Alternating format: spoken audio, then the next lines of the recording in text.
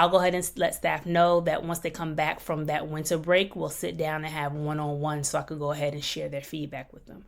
The reason why I choose to wait is because I don't want to ruin anyone's holiday. When we come back, we're fresh. We can go ahead and have a constructive conversation about some of the things that were observed. I have time to really celebrate and dig into what you are doing well, but also I could share some of the areas of improvement.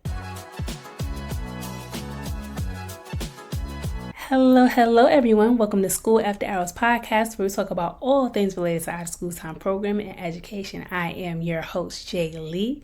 And as we get closer to the holiday season and the end of the semester going into winter break, there are a few household things that we need to take care of within our program. So in this episode, I'll be giving you 5 things that you should focus on as you wrap up the end of this part of the year. So stick around, get a pen and a pad, and let's go ahead and jump into it.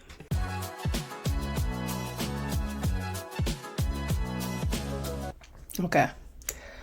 So as you wrap up the semester or the first half of the school year, there's a couple of things that you want to keep in mind to make sure that you are ending the semester well, but you're also prepping for what's to come when the new year happens. One of the top priorities for wrapping up this semester is to pull your data and start preparing your end of the semester presentation. A good number of programs around this time of year do a semester or end of a quarter report just to share with stakeholders the gains that they've had, the impact, but also the level of interest in the program.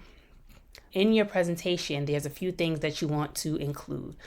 One of those things is the number of young people that were enrolled in your program that showed interest, but also you want to share the number of students that attended the program, the students that continuously showed up and actually participated, which is your retention number. Then in your presentation or your report, whichever is due, you want to share the collaborations that you've had during this part of the year. So maybe you've partnered with a community-based organization and you did maybe a fundraiser together, or since it was Thanksgiving or it's the holiday season, maybe you collaborated with another program, or maybe school counselors to do a coat drive or a clothes drive or adopt a family for the holidays to show collaboration, but also impact the students that participate in your program.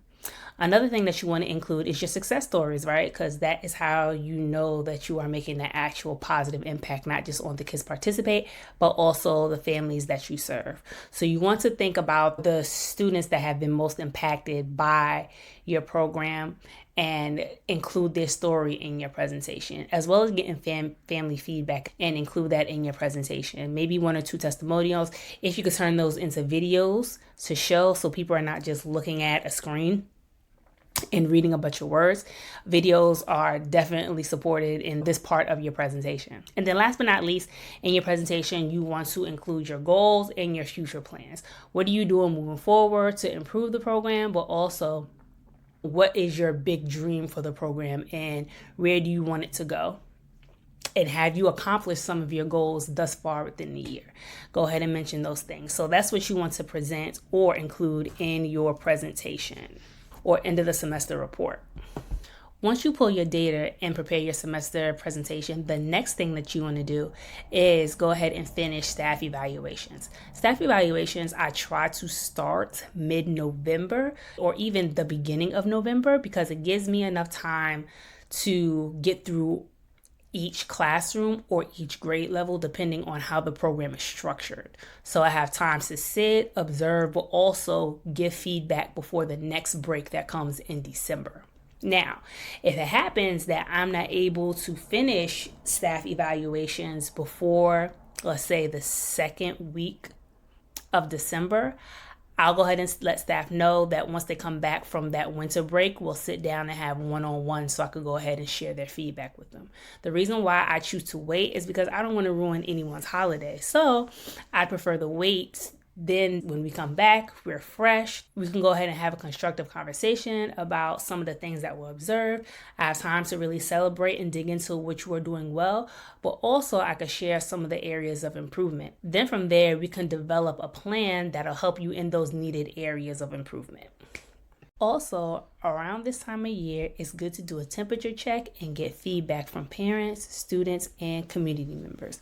Those three groups will let you know how you're doing, but also where are some areas that you can improve. It's also an opportunity to see how you can collaborate with each other. Maybe a parent wants to do a workshop. Maybe there's a community member that has a service that could be good to incorporate in your program.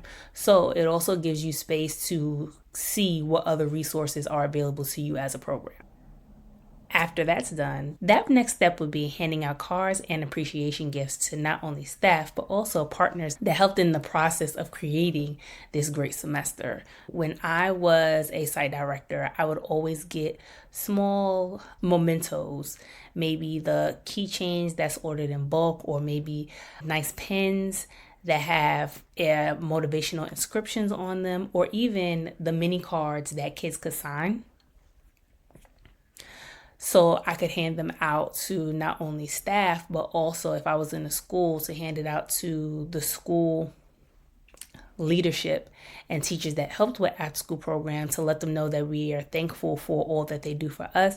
Also, it gives the children an opportunity to show gratitude as well.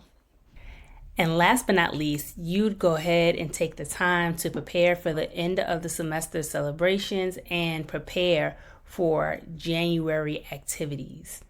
So what does that entail? Throwing a holiday party or taking this opportunity to celebrate students and their accomplishments for this grade marking period. Also, it's a good opportunity to celebrate staff, to give them kudos for all the work that they've been doing. Maybe around this time of the year, you'll go ahead and put on a community event. Invite parents and the community to come into your center or to your site and do maybe like a movie and a hot chocolate night. Or do a Christmas theme indoor festival, something along those lines, to celebrate the end of the year. And like I said, prepare for January. So you at least want to get your first 2 weeks of January planned out before you go on break. When you come back, you already have activities planned to jump into programming and not have any worries or trouble. Okay, everyone, those are my 5 tips to help you wrap up the end of the year and jump into the new year of 2025.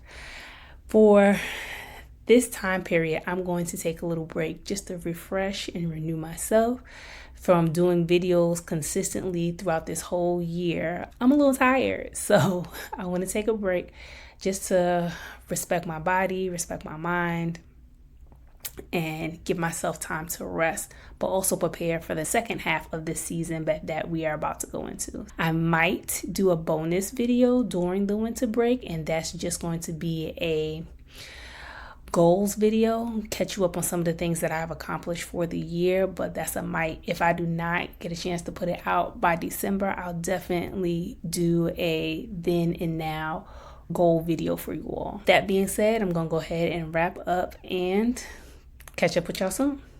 Well, everyone, that brings us to the end of our show. If you liked what you heard and you enjoyed our conversation, make sure that you're following us on YouTube, but also hit that like button so we know what you are enjoying.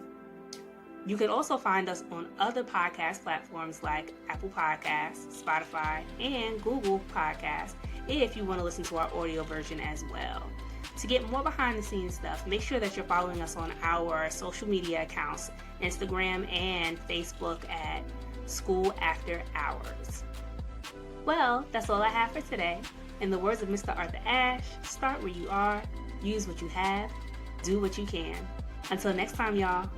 Bye-bye.